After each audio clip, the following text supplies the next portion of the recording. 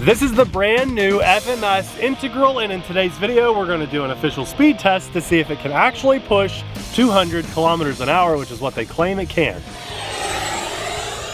We had a very successful maiden flight, and if you missed that video, you should absolutely check it out. But basically, this is targeted toward the first 6S EDF a person should own, or so FMS claims. And I'm kind of curious, if this can push over 200 kilometers an hour, which is like 140 something miles an hour, should a beginner be flying that? Let me know in the comments below. But I want to see how fast it can actually go, so let's put it in the air and see how it does. All right, Barbie free and clear to go. Okay guys, we're gonna taxi down and get ready for a takeoff to see how fast this actually goes. But please, if you could, like this video if you're a fan of the TheRcSaylors and family-friendly content here on YouTube. We're hoping for a successful flight. We want to push high speeds. Leave your comment with your guess before he takes off. Let's go. Let's see how close you guys are to the actual speed. Landing gear up, and what I'm gonna do for this portion is to keep it as level as possible without doing too many dives. What we're doing is just going to build up some speed here. I will do a landing and then we will put a fresh battery in and just see how fast it goes. If we can make it go faster with some dives or not. Yeah, we're getting a little bit of up and down, but nothing drastic. Okay, so this is full throttle. I'm just holding full throttle. We're going to do another full throttle pass down the runway. A little bit lower.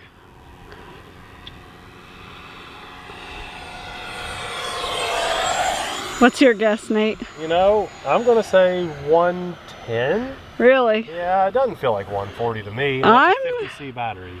I'm going to give it 87. I don't think it's hitting 100. No. I filmed a lot of jets. All right, you landing? Yeah, I'm landing. Is your gear down? Gear's down. I got all three.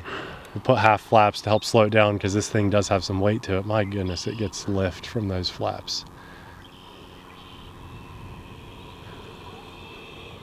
We'll see how fast it went. And then what I want to do is some dive runs to see if we can actually kind of push it even faster. I just wanted to do a true speed on that first little flight there without doing too much diving, because I don't want to affect it with the extra speed that you will inevitably get off of a dive.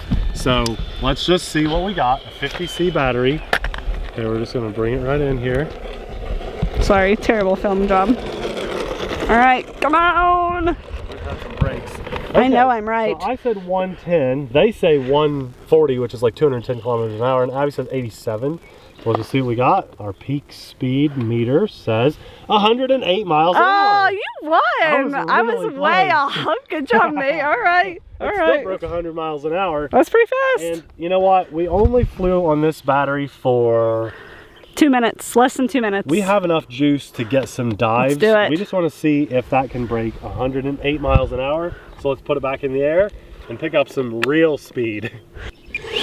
From what I've been told and what I understand, this GPS meter only works, you know, it doesn't track vertical speed. It only tracks horizontal speed on the, what is that, X-axis? So it measures it by distance, not yeah, that's right. So if we're climbing, altitude. Let's say we're falling at 200 miles an hour, it will not pick that up. But what it will pick up is, here we go, we're just going to dive it. It should pick up that speed right there, right? So whatever speed we picked up off of that dive. Now what we really want to do here is just climb about as high as I can. Oh my gosh. Roll it over. That could go forever. I'm holding full throttle. This is full throttle off of the side. It is literally straight to the ground. Okay, no crazy rolls or anything like that. That is about as much as we could ask for. So I am going to, look at that sundog up there. You want to see it? The sundog? Is a sundog? It's right behind me. Are you talking right about the there. rainbow? The rainbow, yeah. Okay. Well, I've never heard it called that. Sundog, I think that's what it's called. Okay, landing gear down. Then we will half flap it and bring it in and let this thing touch down. I'll bet you we definitely broke 108 miles an hour. Got to come in under some throttle. Let's get this thing to touch down nice and smooth, and we will see if we beat 108 miles an hour. What's your guys' guess in the comments? Did we actually do the 140 or so. Oh my gosh, that was a horrible landing, but I saved it. Ooh, almost had a repeat of your Sabre, right? This thing has a lot of lift apparently, especially with those flaps on. I think you need to adjust your elevator some. I don't like landing with flaps. I think from now on I'm going to land this without flaps and just bleed off the speed because I'll take advantage of the space that we have. Okay, we're taxiing it in fast. There's 0 throttle. I'm going to say 120. I think we hit 120 miles an hour. At least this thing doesn't wingtip over when I... It is stable in that respect.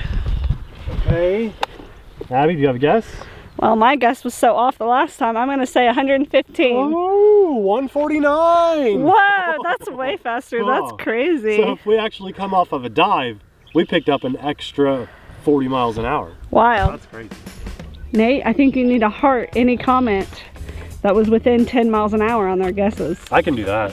Yeah, okay. I'm excited to go through and see what everybody thought. Again, this is the FMS Integral. It comes in blue, and I want to hear from you guys, what does it look like when it's in the blue color? I think it's pretty obvious, but I love the futuristic kind of look that this thing has going on. And I do honestly, personally like the bright red, just because it's easier to see. It looks a little more futuristic and a little less amphibious.